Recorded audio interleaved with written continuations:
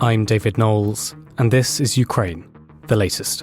Today, we bring you the latest news from Ukraine, where a major Russian ballistic missile strike on the city of Poltava kills at least 41 people. We look in more detail at the German elections, and we analyse reaction to Vladimir Putin's visit to Mongolia. Bravery takes you through the most unimaginable hardships to finally reward you with victory. The first duty of my government is security and defence, to make clear our unshakable support of NATO and with our allies towards Ukraine. Kyiv stands strong. Nobody's going to break us. We're strong. We're Ukrainians. It's Tuesday the 3rd of September, 2 years and 197 days since the full-scale invasion began. And today I'm joined by our Associate Editor Dominic Nicholls, Europe Editor James Crisp, and Assistant Comment Editor Francis Dearnley. I started by asking Dom for the latest news from Ukraine and Russia. Hi David, hi team. Let's start with breaking news in the last hour. The news has been coming in of a Russian strike in Poltava. That's in the east of the country, about 100 kilometres southwest of Kharkiv. The area is thought to be a military training facility. President Zelensky has put out a comment saying 2 Russian ballistic missiles hit the territory of the Institute of Communication in Poltava. 41 are known to be dead at this time. People found themselves under the rubble. Many were saved. More than 180 people were injured. We need air defence systems and missiles in Ukraine, not in stockpiles, to stop this terror. He also said that the Russians had hit an educational institution and a neighbouring medical facility. The Russian attack partially destroyed the building of the Military Institute of Communications, he said. The Defence Ministry put out a statement saying the time interval between the alarm and the arrival of the deadly missiles was so short that it caught people during an evacuation to the bomb shelter. And the ministry statement went on, many people are trapped under the rubble while rescuers and medics continue to work at the scene. As of around 2 p.m. local time, that was an hour and 5 minutes ago, the emergency services had rescued 25 people. I'll keep an eye on that as we go on and let you know more at the end, David. Right, into Kursk, into Russia. Russian forces said to have recently regained lost positions near Olgovka. That's about 3 kilometres east of Kolonovo, that big town that itself is about 30 kilometres northwest of Suja, the main town, the first one over the border that Ukrainian forces entered. Geolocated footage from yesterday shows those positions being retaken amid continued Ukrainian assaults. This comes from the Institute for the Study of War. Their assessment is that Ukrainian forces likely withdrew from that settlement. Elsewhere, Russian military bloggers are saying that Ukrainian forces have marginally advanced a little further to the east, still in Kursk, in the salient there, and that Russian forces had abandoned positions within some of those settlements to avoid encirclement. So as I said yesterday, still very violent, a lot of movement still going on. Russian sources are saying that Ukraine is still continuing to assault west into the area of land southwest of Kolonovo, that area bounded by the River Seine to the north and the border with Ukraine to the south and west. One Russian mill blogger said Ukraine is still striking Russian attempts to construct pontoon bridges over the same river in the vicinity of Glushkovo. That town, Glushkovo, that had the first of those 3 main bridges that were destroyed about 2 or 3 weeks ago. Now, nearby, still in Russia, and it said that Moscow has ordered the ramping up of its air defence systems in the Belgorod region due to recent strikes. And staying in Russia just for now, the Moscow oil refinery that Moscow Mayor Sergei Sobyanin said was absolutely definitely not hit in Ukraine's strike overnight on Sunday, Monday, that has now suspended operations at the plant's refining unit following a fire caused by the drone attack that didn't happen. Now, sources told Reuters the unit accounts for about 50% of the plant's refining capacity and said the unit may resume operations within 5 or 6 days once repairs are completed. Into Ukraine, and geolocated footage yesterday, again from ISW, shows Ukrainian forces regained positions in southwestern Novrodivka. That's about 10 kilometres southeast of Pokrovsk, the area that Russian forces have been really pushing hard on in the last few weeks. That news comes from the Ukrainian General Staff. Ukrainian military observer Konstantin Mashevets said that Kyiv's forces continue to hold Marinivka, which is about 2 kilometres due south of Novorodivka, on that main road that runs from Donetsk city up into Pokrovsk. Mashvet said that Ukrainian position, or that hard shoulder, is holding up the Russian advance at the moment. Additional geolocated footage from yesterday shows that the forward edge of Russian troops, if you like, has made it to Mykolivka. That's about 4 k's south of that hard shoulder. Now, Pokrovsk city administration head Sergei Dobryak said yesterday that Ukrainian forces have built a number of defensive lines in the area and are continuing to strengthen existing defensive positions. Even so, and regardless of the cost to Russian personnel, which Ukraine's general staff said was, 1,360 Russian casualties yesterday, Putin seems delighted with the progress. Speaking yesterday to children at a secondary school in Tuva, that's the pretty remote Russian republic just nestled between Kazakhstan and Mongolia, he said, "We have not had such a pace in the offensive in Donbass for a long time. Now, we're not talking about moving 200 or 300 metres forward. The Russian armed forces are already bringing territories under control, not by 200 to 300 metres, but by square kilometres." As a former military man, I will admit in all seriousness that achievement for the mighty Russian army is extraordinary. Now, elsewhere in Ukraine, Russian attacks on Vuhledar area remain high. That's about 50 k's southwest of Donetsk city. The town of Preshestivka is said to be under bombardment at the moment. That's 5 k's up the road west of Vuhledar. Elsewhere in Ukraine, overnight strikes killed an 8-year-old boy and his mother in the hotel they were staying in Zaporizhia. That comes from local officials. And a third person was also killed in missile strikes in Dnipro. Otherwise, a welcome quiet night. A few movements on military aid today, David. A couple of things to bring to your attention. Ukraine's Defence Minister Rustem Umerov, he's in London today for further discussions with the Defence Ministry here about UK support to Ukraine. His visit comes during what the MOD here described as a milestone moment in international support for Ukraine. They say 8 countries have now joined the UK to provide more than £1 billion sterling to the International Fund for Ukraine. MOD here says this is a significant show of unity from Ukraine's allies. Now, the press release out today reminds us that the then British Prime Minister announced the IFU's largest ever support package at the NATO summit in July with £300 million contract. They announced a £300 million contract to supply 152mm artillery shells, the old Soviet-era caliber, 152mm artillery shells for Ukraine. The Defence Secretary today confirms that £300 million contract has been signed and is expected to deliver thousands of shells before the end of the year. Now, I read that and I thought, OK, so what was the Prime Minister announcing in July if the contract hadn't been signed back then, only signed in the last few days? You've just got to be very, very careful with all this glowing good news about aid because there's a lot of double accounting and not a lot happening. Anyway, that's why we keep our eyes on it. MOD today says that this £300 million contract is going to deliver 120,000 newly manufactured shells to Ukraine over the next 18 months.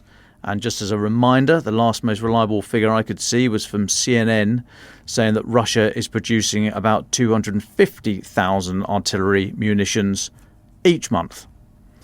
All right, next one about military aid. The US mission to NATO put out a tweet this morning. They said the United States will stand with the people of Ukraine until they prevail. They then have a quote from President Biden saying Russia will never succeed in Ukraine and the spirit of the Ukrainian people will never be broken. The tweet finishes by saying, together with our allies, we have provided Ukraine with the equipment for 5 additional strategic air defence systems, and President Biden has reprioritised US air defence exports to benefit Ukraine. Now, replying, former US General Ben Hodges, who we've had on the pod before, he said, please stop. No more thoughts and prayers, constantly saying that we stand with Ukraine while actually only standing is ruining all of the goodwill and trust we'd earned in the early days. So a lot of heat on military aid to Ukraine at the moment. And just finally on this, Reuters are reporting today that the US is close to an agreement to give Ukraine long-range cruise missiles that could reach deep into Russia. But Kyiv will need to wait several months as the US works through a number of technical issues ahead of any shipment. This comes from unnamed US officials. They're talking about the Joint Air-to-Surface Standoff missiles, the JASSM, in a weapons package expected to be announced this autumn. And although the sources said no final decision has yet been made, they are expected to be in that next package. JASSM is going to be carried or can be carried by F-16s. Now, I note that, but whilst it says the missiles can reach deep into Russia, there's no mention from these officials about whether there's any shift in the permissions to do so, that permission will be given to fire them those kind of ranges. That's us up to date, David. I'm going to keep an eye on the situation in Poltava, and if there's any more updates, I'll bring them to you. Well, thank you very much, Dom. James Crisp, can I come to you next, our Europe editor? We had Joe Barnes, Brussels correspondent, on yesterday to give us some of the initial news from Germany and the elections there. But James, you've been writing, I'm just going to quote you, write, Olaf Scholz's days as Germany's chancellor are numbered after the far right got its best election result since the time of the Nazis. James, can you bring us up to date? What's the latest from Germany? Okay, yeah, sure. Hi, David. Basically, Olaf Scholz faces federal elections next year. Now, he has been breaking records for unpopularity.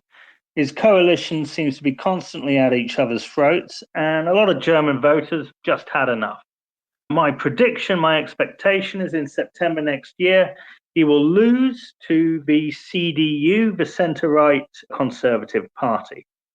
Now, Scholz was already under pressure after terrible European election results, and the pressure has got even worse after regional elections in Thuringia and Saxony on Sunday. Now, these are AfD heartlands. The AfD is a far-right, Eurosceptic and pro-Putin party. It won in Thuringia, and it only missed out on victory to the CDU by a single % in Saxony. Now, this would be a big deal in any European country. But when the far right does well in Germany with its wartime past, it is particularly notable. Obviously, in terms of this podcast, we need to look at this about what it means for support for Ukraine. Now, Germany has been supportive of Ukraine, but that has divided Germans. As well as the AfD's success, the other story from these state elections has been the success of the Bundeswehrwagenknecht, or Wagenknecht, which is a populist group that wants to end weapons supplies to Ukraine. It's basically a hard left group. Now, the AfD, they believe that the war in Ukraine needs to end. They want negotiations to start. They're against Western sanctions on the Kremlin. They don't want Germany to send any weapons to Ukraine either. Now, they may well have won these elections, but that doesn't mean they're anywhere near power. The other parties have formed a firewall, a cordon sanitaire, to keep them from power. But what it goes to show is that there does seem to be a chipping away at, if you like, the will behind the war in Germany. And that is a phenomenon we've seen elsewhere. I'm particularly interested in the moment in what's going to happen in the Austrian elections at the end of this month.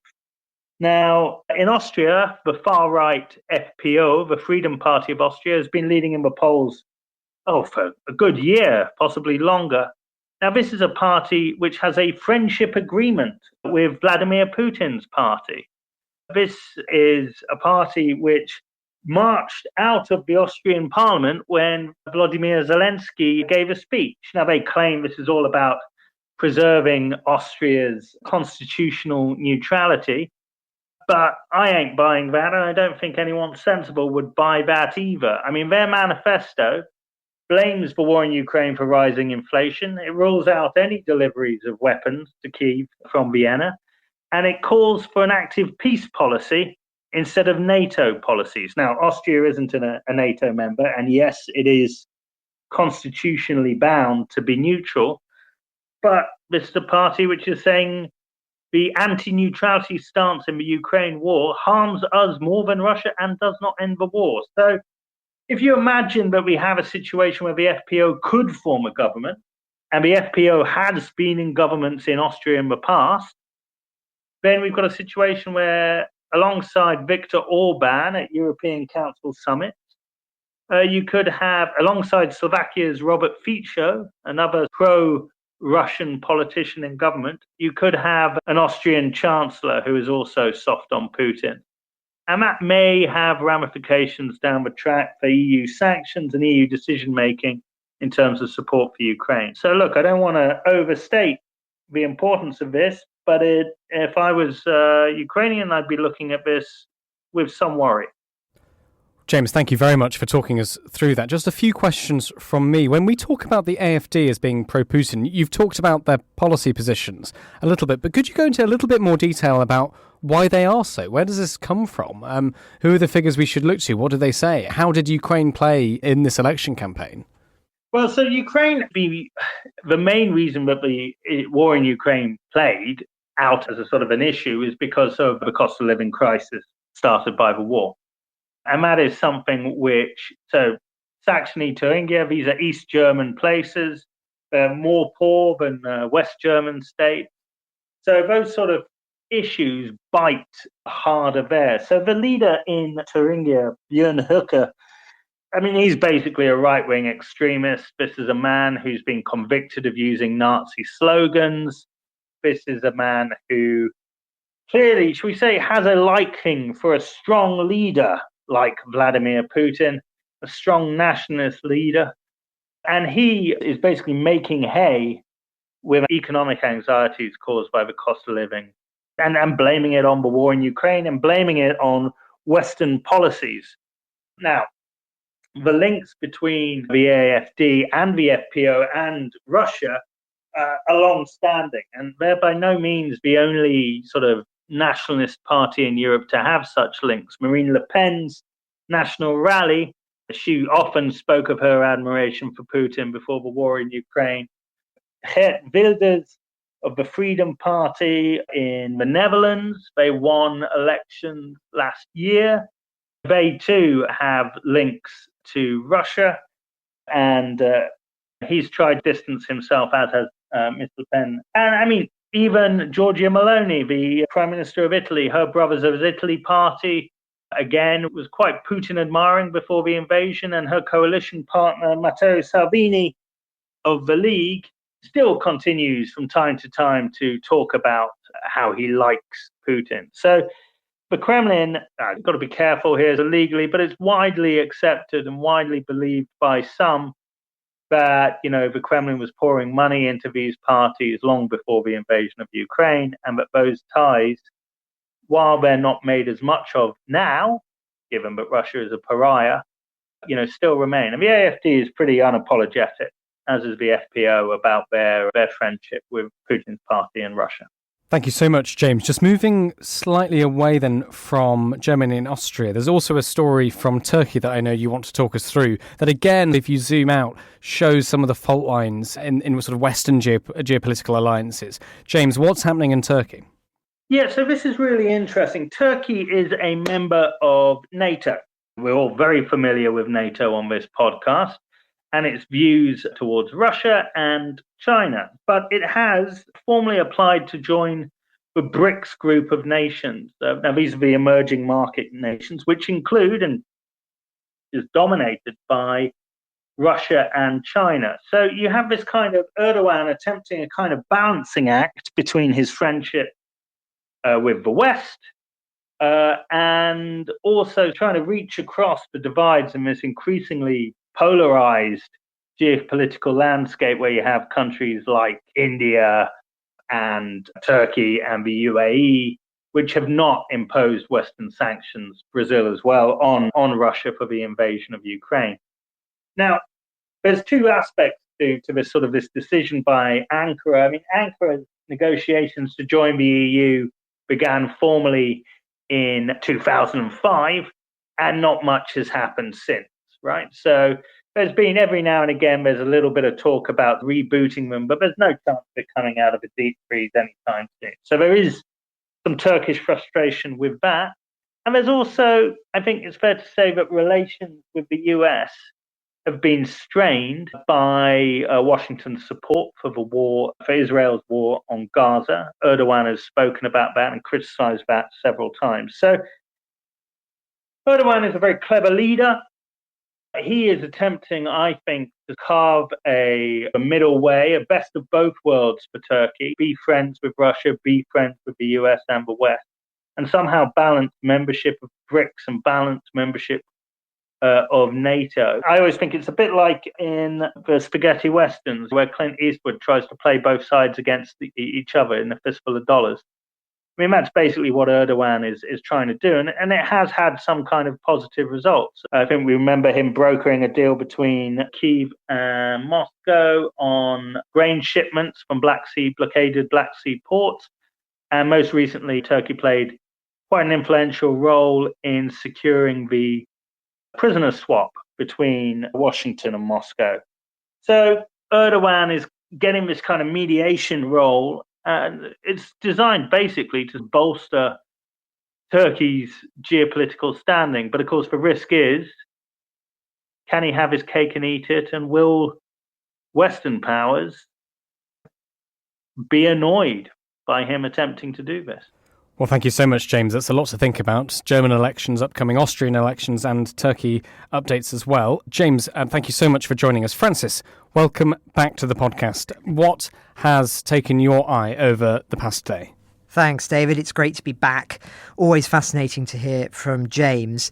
Just to offer something brighter on German history before I too offer a critique based on a recent report. When I interviewed Serhii Plochy in Oxford last week, I visited the Bodleian Library, which has on display manuscripts of two of the greatest German-speaking writers, Franz Kafka and Ludwig Wittgenstein, the latter of whom I did my dissertation on at university. Very nerdy, I know, but I thought I'd mention it as it really is a once-in-a-lifetime experience to see the Metamorphosis and the Tractatus out of the archives. Anyway, that's my quota of favourable remarks about Berlin and Oxford fulfilled for the year. On to more urgent matters. Since we're covering Germany in more detail today, I want to mention an interesting report did by a friend of the podcast, Dr. Benjamin Tallis of the German Council on Foreign Relations, reflecting on 2 years of Zeitenwende, the policy Chancellor Scholz announced when the war began. Its analysis is stark. Germany's Zeitenwende has failed, it concludes. Now, the project brought together German international politicians, officials, experts and business representatives, developing a framework to monitor the progress of the targets Berlin set itself to achieve. But this report argues that those objectives had failed on their own terms and were insufficient anyway to meeting the mounting challenge. Indeed, it argues continuing to use the term Zeitenwende is counterproductive, as it pretends that real change is ongoing when, in fact, it's more urgently needed than ever. It's a fascinating report, which we'll link to in the show notes. At its heart is this argument that Germany is split on support for Ukraine and armament, and indeed, relative to GDP, falls below the proportion of funding allocated to Kyiv by comparison to 12 other European states. But turning to today's breaking stories, Mongolia has been accused of sharing responsibility for Putin's war crimes after authorities did not arrest him during an official visit today. Kyiv joined human rights campaigners in urging Mongolia to execute the International Criminal Court's arrest warrant, insisting it had an obligation to do so. But Putin was instead welcomed by a guard of honour as he landed in Mongolia's capital to begin his high-profile trip. Of course, those kind of guards of honours and other similar celebrations of Putin's arrival was echoed in the Middle East a few months ago, and James was there reporting on that. But the difference here is that Mongolia signed up to the Rome Statute of the ICC, and so, many would argue, was obligated to arrest Putin given that warrant. But it hasn't done so. Not really a surprise, given that Mongolia is a landlocked country that's highly dependent on Moscow for fuel and electricity. But nevertheless, it underscores the degree to which the ICC, like other international bodies, has really been largely ignored in this war, with national priorities far superseding its requests. One could argue that is ever the case, but it's been especially exposed in this war, the degree to which there are seemingly no consequences for breaking international law. But staying with Putin briefly, a rare insight into his family was offered by the president yesterday whilst visiting a Russian school, when he said that the little ones in his family speak fluent Chinese. A clear nod, many would argue, to Moscow's blossoming relations with Beijing, though interestingly he also said pupils shouldn't disregard learning English, calling it a great language that's given humanity a great deal in terms of combining knowledge and uniting people in the field of culture and so on. Now, one can read too much into these kind of off-the-cuff remarks, but given they're reported in the Russian media, it's hard to assume they're not in some ways deliberate and mandated. Perhaps a pitch to both China and Western English-speaking countries that Russia is willing to talk about negotiations over Ukraine. That would tally with some reports recently. We shall see, but we'll continue to monitoring those kind of stories. Turning back to Europe, though, yet more evidence of the ways in which the war is sparking a gradual decoupling between countries and Russia after decades of closer economic ties. Finland's government is proposing to ban most Russian citizens from buying property in the country in a move to protect national security. Its defence minister said yesterday the proposed ban on real estate purchases would exempt dual citizens and Russians with permanent residence in Finland or other EU nations, and is subject to expert consultations before a later vote by Parliament. But nonetheless, many would argue this is symbolic of the shift that is taking place in the Baltic and Scandinavian states as a consequence of this war. Meanwhile, Politico reports how the Swiss continue to rethink their defensive stance in response to the conflict. In a major report, a group of experts recommend to the government that the country, which has been neutral since 1515, always remarkable when one reads that, work on a common defence capability with the EU and NATO. The experts preparing the report, which include diplomats, senior officials, a former head of the Swiss army and the former director of the Munich Security Conference, have delivered their findings to the Swiss Defence and Security Minister, with their recommendations informing Switzerland's 2025 security strategy. Now, we've been here before with Switzerland, especially earlier on in the war, but it is interesting to see how, like in Germany, countries continue to be split very much ideologically on military spending as opposed to merely practical, pragmatic approaches. More hawkish proposals are likely to meet pushback in the Swiss Parliament, especially from pacifist left-leaning parties and the more nationalist hard or indeed far right. Here in Britain, by contrast, support for Ukraine is still consistent despite the change in government, with that British-led fund now promising £1 billion support for Kyiv, as Dom was talking about earlier on. But questions still remain about whether Britain is doing enough in terms of weapons permissions and indeed being the leader in the European context that it was earlier on in the conflict, something that remains to be seen. Finally, just a few stories from Ukraine itself. The head of Ukraine's state grid operator was dismissed yesterday from his role on the grounds of failing to safeguard energy facilities. Follows a meeting between President Zelensky and Ukrainian officials where they discussed the energy situation. Now, the precarious context involving energy will come as no surprise to listeners, but this should only underscore it. Clearly, there are extreme concerns about the coming winter and the successes that Russia has had in terms of knocking the grid out. So we'll continue to monitor this very closely and speak to the experts both within the government and indeed slightly removed from it, but are well sourced, shall we say, as things evolve, because it does seem to be very much a priority issue at the moment, and for understandable reasons, given that it's not just about civilian survival, but also in terms of being able to wage war, this subject of energy and particularly the safeguards that are in place. Now, the Kyiv Independent have done a lot of work on that, of course, but they're also reporting today that law enforcement agencies have uncovered over 570 criminal networks that help individuals evade military service by aiding them to flee abroad. Under martial law, of course, Ukrainian men between the ages of 18 and 60, with just a few exceptions, are allowed to leave the country only in the most extreme circumstances. Most could be called up for military service at any time. But criminal entities who assist those escaping military service reportedly charge between $7,000 to $10,000 to provide fake certificates declaring individuals unfit for military service due to fabricated health conditions. Law enforcement officials have begun to crack down on these criminal networks helping individuals evade military service. In total, it's said that over 200 100 of them have been uncovered thus far in 2024. And given our recent reporting, I don't think it's any surprise that this is a priority for the Kyiv government. Indeed, the parliament is very distressed about it and has just recently passed changes to martial law. But also, indeed, there is concern, I think, internationally about the issue. And so expect this, I think, too, to rumble on. Just finally, more footage has been released of the first underground school in Kharkiv, where pupils' lessons are able to continue despite frequent Russian attacks. Whilst welcome in some ways, in others it is a tragic indictment of what the West has enabled to occur, the normalising of a Kafkaesque scenario where children are forced to live below ground in order to simply learn and live in safety. How many really believed we'd get to this point when the invasion first began? Yet here we are, and nobody really seems to be that shocked.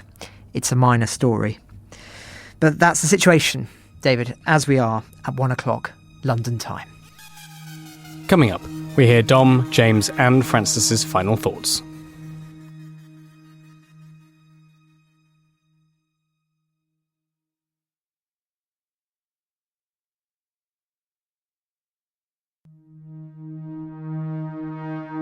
Dom, can I come to you first for your final thoughts? But I do think you've probably got more updates from this strike in Poltava first. Yeah, thanks, David. I mean, it's very confused. A lot of good reporting on the BBC's live blog, as well as our own. They're suggesting it's thought that 2 Iskander-M ballistic missiles were used in this attack. There is some debate about the nature of the facility. President Zelensky called it the Institute of Communication. Others, sensible commentators online, are referring to it as the Poltava Military Institute of Communication. So quite, if it was a military facility and what it was doing at the time and whether the people killed and injured were part of the military, we don't know. So we're not entirely sure. There's very, very mixed reporting out there at the moment. But the local authorities have asked for people to go and donate blood. There is some criticism starting online of senior Ukrainian military for, if it is a military activity and personnel that have been hit here, for allowing such groupings to take place, as in 2.5 years into this war, why are such large numbers of troops collecting? And also there's some criticism of President Zelensky and the Ukrainian political administration saying that after each of these strikes there'll be investigations and lessons learned, and yet there's perhaps still gathering in these kind of numbers. But it is an emerging and breaking story. There's very, like I say, a lot of confusion, a lot of mixed reporting, but it is fairly clear that there's been a large number, dozens of deaths, and over nearly 200 at the last count injured. But that will be that's going to be continuing through the day, and we'll bring you more tomorrow. Thank you very much, Dom. James, can I come to you next? What are your final thoughts? In terms of the final thoughts, I think we've talked a lot about sort of geopolitics, and Francis was referring to that as well. And I think the thing is that there is this sense that some countries are picking sides, really. That we have the West on one side, then Russia and China, and then you have this third group of countries like India and Brazil and the UAE that seem to try and straddle the middle.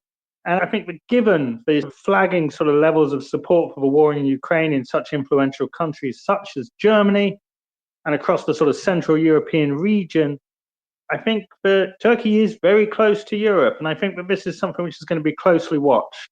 I think it's a concerning development. Thank you very much, James and Dom. Francis, can I come to you for your final thoughts and to finish today?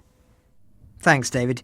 It's well known that some of the best written material in any newspaper are the obituaries pages, and I wanted to draw attention to a fascinating recent read in our paper reflecting on the passing of Peter Reddaway, the leading Sovietologist who did much to bring the plight of Russian dissidents to the attention of the West during the Cold War.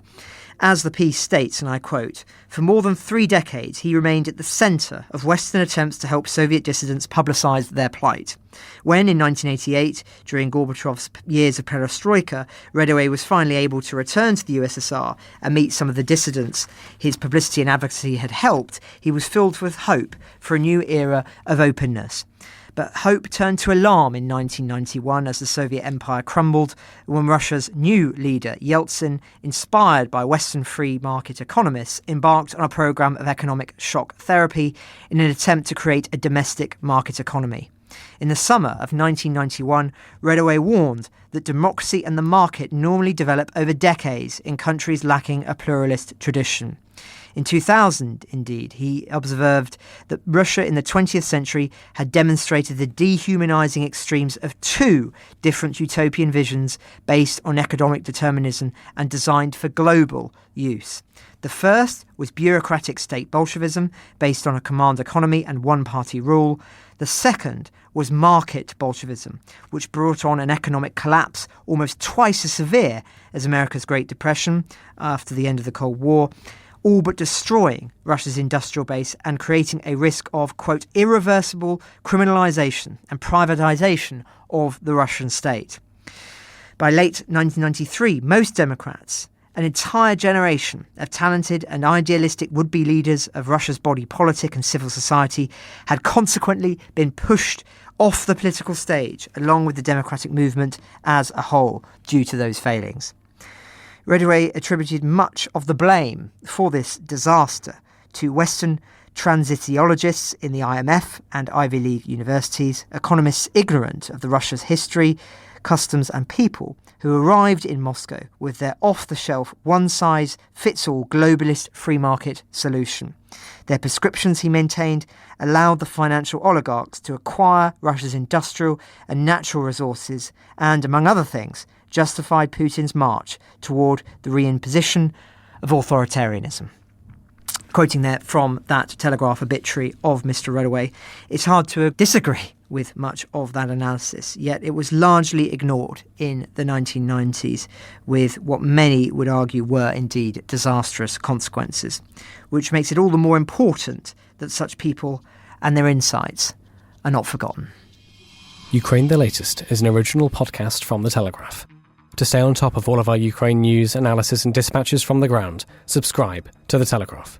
You can get your first 3 months for just £1 at www.telegraph.co.uk/Ukraine the Latest.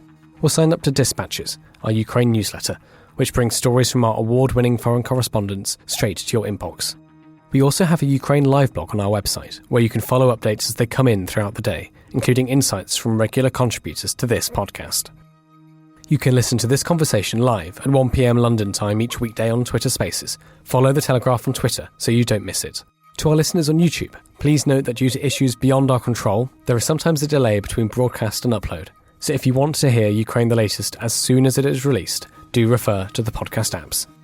If you appreciated this podcast, please consider following Ukraine the Latest on your preferred podcast app. And, if you have a moment, leave a review, as it helps others find the show. You can also get in touch directly to ask questions or give comments by emailing ukrainepod@telegraph.co.uk. We do read every message. And you can contact us directly on Twitter. You can find our Twitter handles in the description for this episode. As ever, we are especially interested to hear where you are listening from around the world. Ukraine the Latest was produced by Rachel Porter, and the executive producers are David Knowles and Louisa Wells.